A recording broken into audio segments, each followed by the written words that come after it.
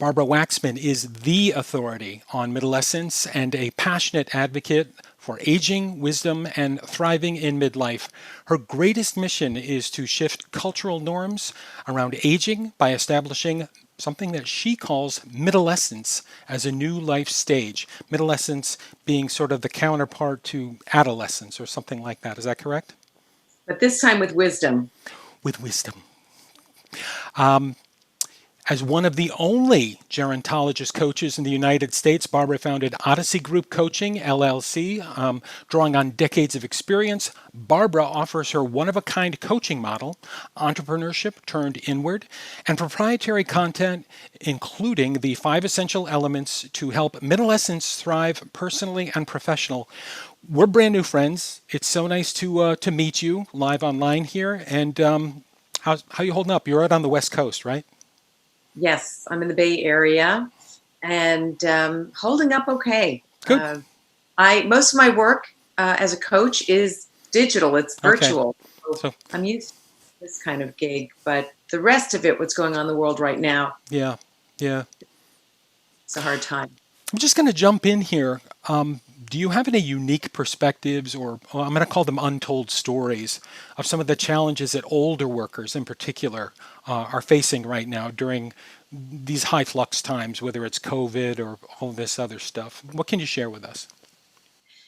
I work with people who are at the crossroads of either moving from success to significance, feeling like I don't need to work anymore, but I want to. How do I make that happen? Mm-hmm. Or people who are at the crossroads of, I don't really think I want to be doing what I'm doing anymore, but I can't afford to stop. Mm-hmm. How can I make a big pivot or a small pivot? And I think some of the untold stories have to do with people like Daniela, who was a client of mine a few years ago, who had been really a big name in the field in which she was working for years and years. And then something shifted. People started to see her as older in the field, and she couldn't quite turn that around. Fortunately, like many middlescents, by the time she was at that stage, she was in her early 60s. Fortunately, she was able to shift from finding new work within an organization, which was her preference, but rather she became a consultant. There are some tips that I have for people who find themselves feeling like they're aging out but have so much more to give. One has to do with staying digitally savvy or becoming digitally savvy enough, not in the way that people get shut down and feel like I can't do it at all, so I won't do anything. But know enough to be dangerous, know enough to ask the right questions so you can stay in the game. You don't have to know it, you just have to speak the language. Other thing is to be both a mentor, find a millennial, be a mentor. Millennials don't know how to ask for it or aren't, but they are craving mentorship, and be willing to be mentored by a millennial. That will help you stay in the game. Cool. Yeah. Is now a good time? And I'm asking for personal reasons. No, I take that back. Is now a good time or a not so good time for people in their 50s, or 60s to undertake some kind of bold new entrepreneurial venture? Look, more than half, something like 58% of people want to do things on their own terms after they finish, so to speak, with the full-time gig for someone else. So most entrepreneurs are, in fact, middlescents. Middlescents are people who are about 45 to 65 or 70, who kind of feel this inner shift. Their hormones have changed, their bodies are morphing, just like adolescents, but they put it together with all their experience, their networks, their resources. And it is actually a really good time for people to go on their own, either as consultants or to be more flexible and say to their companies, look, I know that things are tough right now, because I'm really speaking to the moment we're living in. But a lot of companies don't want to lose people, but want them in ways that, A, they can bring younger people along, because everyone in HR is talking about the brain drain that they're concerned about. And people want flexible schedules. So it is actually a great time to be an entrepreneur if you can afford to take the risk. And if not, there are really great creative ways that companies are looking for in terms of being somewhat more flexible. That's excellent. So now's a better time than ever to do that type of thing. You shouldn't be worried.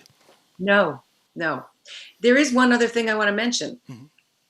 In order, your excellent first question about the unique challenges people face and this question about entrepreneurship, both of them require one core element that I want to bring up to people, and that is get in game shape, I call it, for the life you want to lead so that you show up not just as someone, if your spirits are down, you've been having a hard time, put everything in your favor to show up as the most powerful version of yourself. So at 57, I have a fake hip and all kinds of other things, but I follow what I have called the 5 essential elements.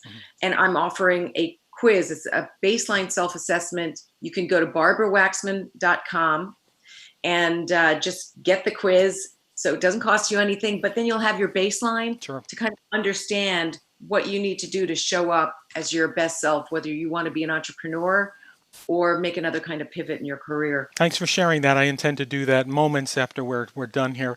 And finally, I'll ask you, Barbara, I'll ask you the question I ask everybody who is nice enough to appear on my program. What lessons have we learned or are we learning right now that we must not forget? I think we're learning that there's a reckoning going on. Mother Earth has spoken. There is a pandemic. We had so much hubris in the 21st century. Our technology, our systems, a virus couldn't take us down. Mm-hmm. There's that kind of reckoning. There's an economic reckoning happening. There's reckoning around all the isms, racism, ageism, etc. Mm-hmm. I think that a key lesson is to understand what you care about, because there's a reckoning in every area. And I want to make a personal plea. I am imploring everybody to stand up for what you care about. And this is your time to lead. Lead from your chair, wherever you sit, in your family, in your organization, in your community. The key lesson now is it's time to create the change that we want to see. That's very stirring. That's very inspirational. I want to thank you for the time that you've given us here today. Thank you. Thank you, Dave. This has been a pleasure. Have a good one. You too.